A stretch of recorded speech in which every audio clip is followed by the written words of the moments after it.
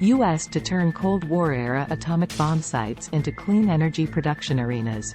The government is keen on running the grid using clean energy by 2035. The largest solar power generation site in the U.S. could be built on land which once was home to atomic bombs during the Cold War era, Reuters reported.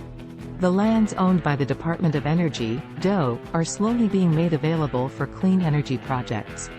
During the Cold War, the U.S. built up massive stockpiles of nuclear weapons and distributed them across various states.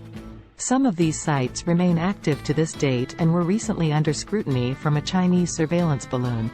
Many sites are no longer functional but occupy large tracts of land which can be repurposed, especially for land-intensive projects such as solar and wind farms. The U.S. government has cleared the roadmap for a few sites. Cleanup to clean energy.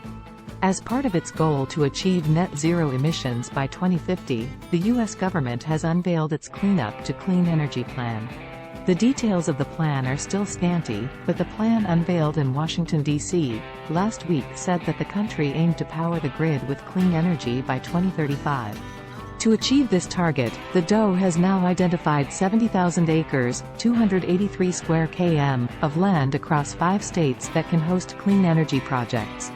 Most of this land was used as a buffer for national security purposes but will now be made available for power generation.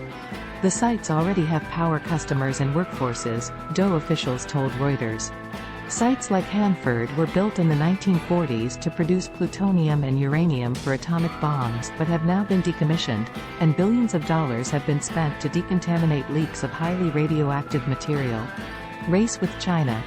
In addition to meeting its goals of clean energy, the U.S. is also wary of how China is leading in clean energy generation. The eastern country is also already home to some of the world's biggest solar and hydel power plants and has been pushing to use expanses of the Gobi Desert for energy gains. Industry members with China have also been commissioning nuclear power plants to overcome the intermittency of renewable energy sources and currently lead the world in constructing them. The U.S. plan for clean energy also includes nuclear plants in the power generation mix. The recently concluded event also involved members from the industry that had experience in generating clean energy at capacities of 200 megawatts and above. The exact locations of the energy plants or the likely timelines for the execution of these projects have not been revealed for now.